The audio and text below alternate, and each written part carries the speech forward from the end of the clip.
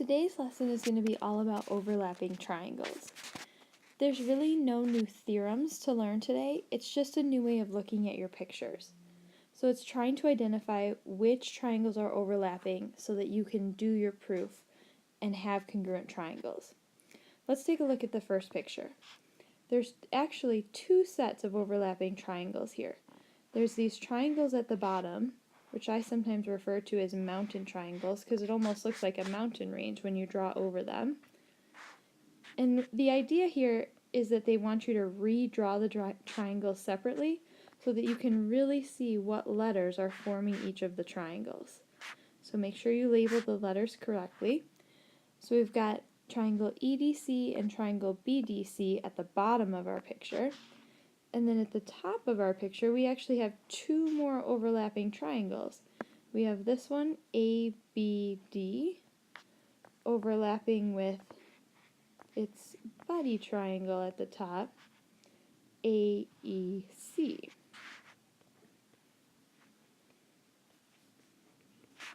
So in this one picture, there's two sets of triangles that you could potentially be proving congruent. The next picture is not quite as complicated. Again, we're looking for overlapping triangles. So even though there's several triangles in this picture, there's three separate triangles, when we're looking for overlapping triangles, we're looking for ones where they share something in common. So the ones they're looking for us to see here are triangles AEC and triangle ADB. Those triangles are actually overlapping in the middle part of the triangle, right in here. So those are the two triangles that they're wanting us to look at in a picture like that. Alright, this last picture is actually very similar to the first picture, just without the part of the triangle on the top. We have two pairs of triangles at the bottom that are overlapping. Again, kind of look like mountain ranges when you look at them. So triangle ADC and then triangle BDC. And then if we look at the ones on the top, we've got triangle ABD,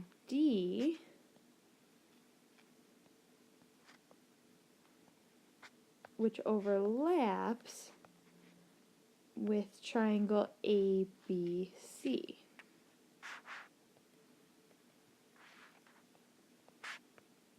So again, these pictures are just setting you up so that you're getting used to looking at pictures where you might have more than one potential pair of congruent triangles.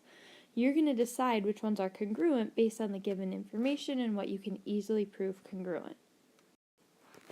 Alright, now let's look at some proofs involving overlapping triangles. You're still going to start with your givens. So we've got two givens here. Angle 1 is congruent to angle 3.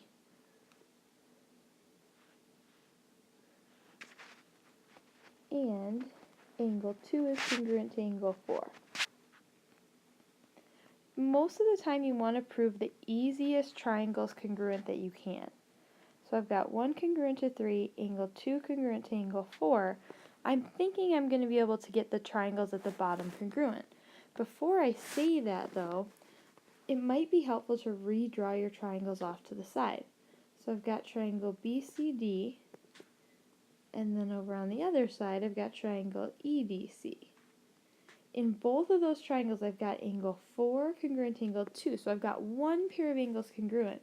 But what I need to say is that this whole angle, when you combine angle 1 and angle 2, is congruent to this whole angle when you combine angle 3 and angle 4. So we have a theorem that allows us to say that. We're going to name the angle with 3 letters.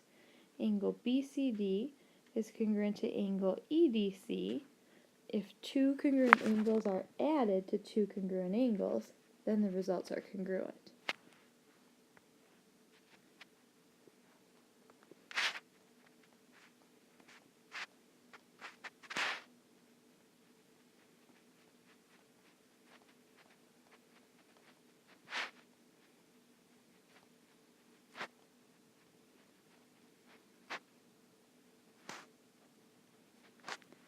Now I'm looking at my picture and I can see that I also have a pair of overlapping segments. Segment CD is the same segment in both of them, so I can say that that's a reflexive segment.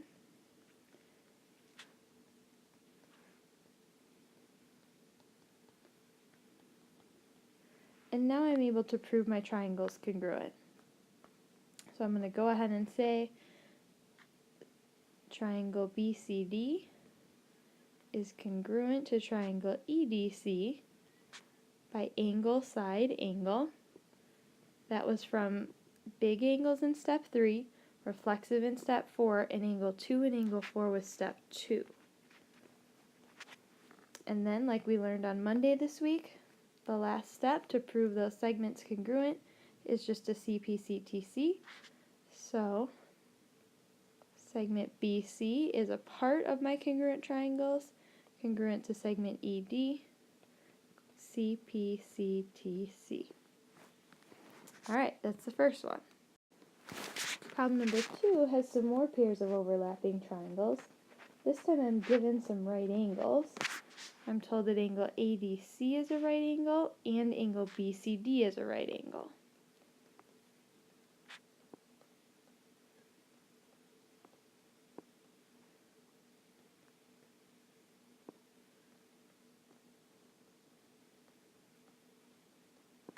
I'm also told that segment AD is congruent to segment BC.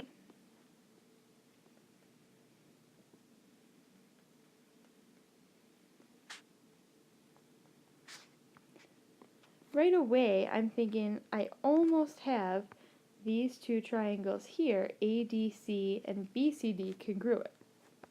First thing I do need to say, though, is that my right angles are congruent.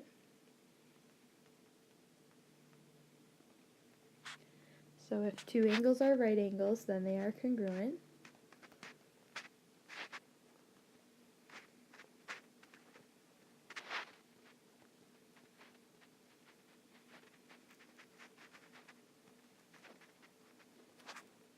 And then just like last time, I have a reflexive segment at the bottom.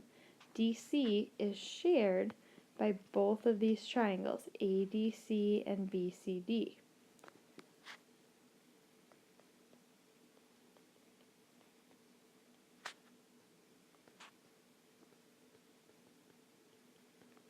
Now I'm ready to prove the two triangles that they asked me to prove congruent. Triangle ADC is congruent to triangle BCD by side, angle, side. Steps 3, 4, and 5. Alright, for my last proof I've got 3 givens. I've got segment AE congruent to segment AB. These are these parts on the outside. I've got segment AC congruent to segment AD. These parts on the inside. And I've got angle 1 congruent to angle 2.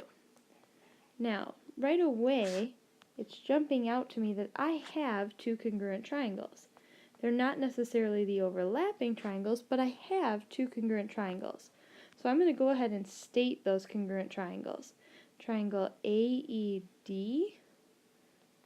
is congruent to triangle ABC by side, angle, side. Steps 1, 2, and 3. Now, the problem is asking me to prove segment EC congruent to segment DB.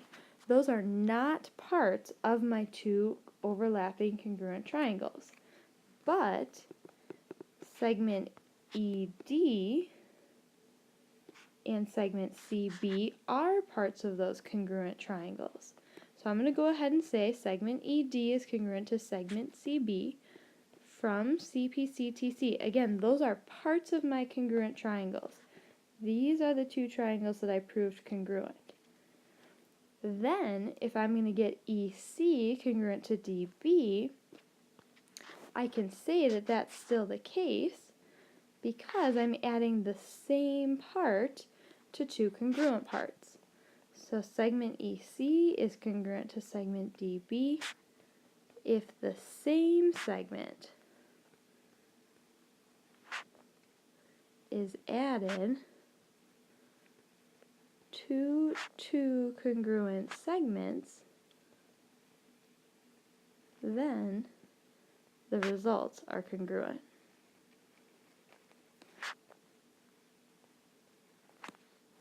Alright, good luck with your homework.